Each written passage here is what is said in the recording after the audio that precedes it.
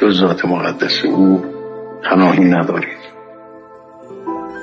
هرچه هست از اوست و هرچه خواهد شد هم از اوست و ما جز یک خدمتگزاری که باز هم توفیقش از اوست چیزی نیستیم و باید همه ما توجه داشته باشیم به این که ما خودمون چیزی نیستیم.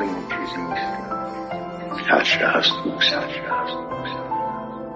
اگر عنایات او نبود ما هیچ بودیم، چنانچه از ازل هم هیچ بودیم و بعدها هم از حیثیت خودمون هیچیم.